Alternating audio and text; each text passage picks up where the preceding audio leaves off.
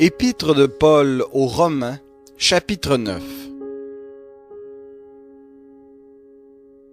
Je dis la vérité en Christ, je ne mens pas.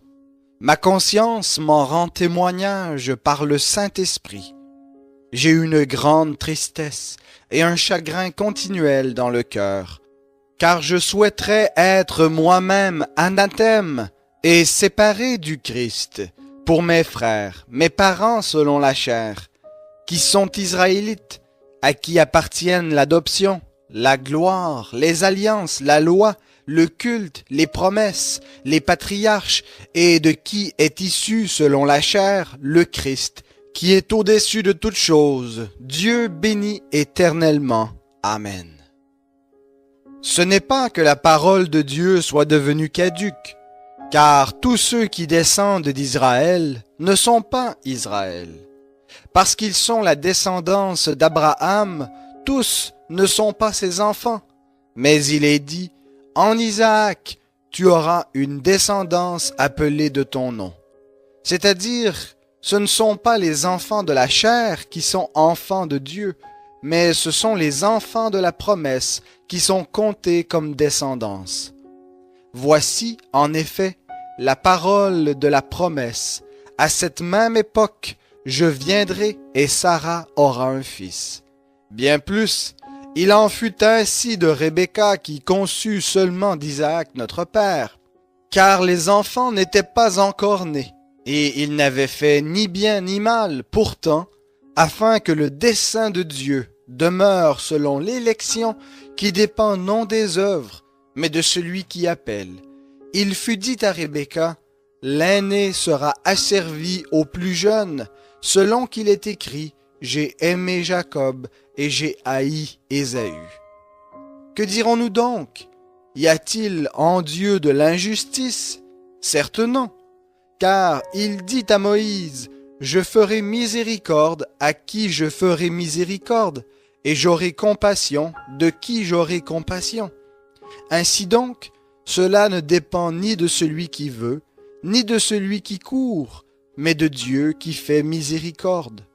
Car l'Écriture dit à Pharaon, « Je t'ai suscité tout exprès pour montrer en toi ma puissance et pour que mon nom soit publié par toute la terre. » Ainsi, il fait miséricorde à qui il veut et il endurcit qui il veut.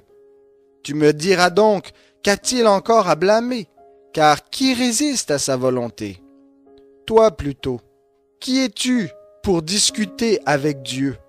Le vase modelé dira-t-il au modeleur, « Pourquoi m'as-tu fait ainsi ?»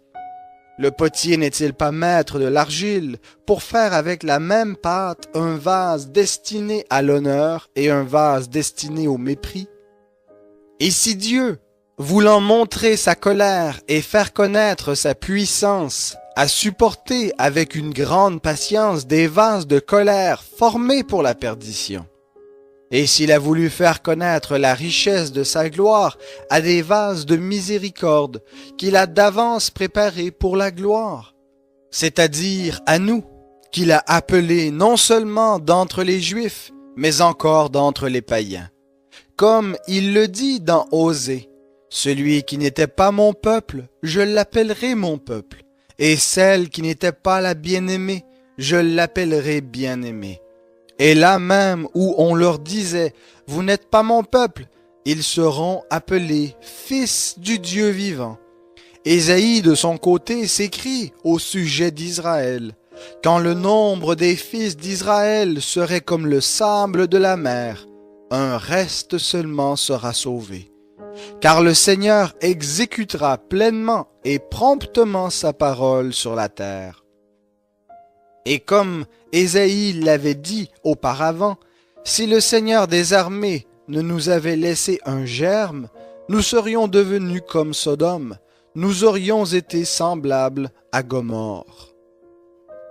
Que dirons-nous donc?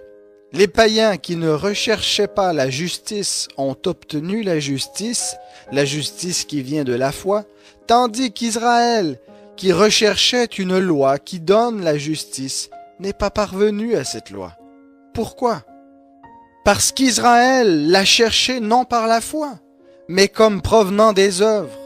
Ils se sont heurtés à la pierre d'achoppement, selon qu'il est écrit, voici, je mets en Sion une pierre d'achoppement et un rocher de scandale, et celui qui croit en lui ne sera pas confus.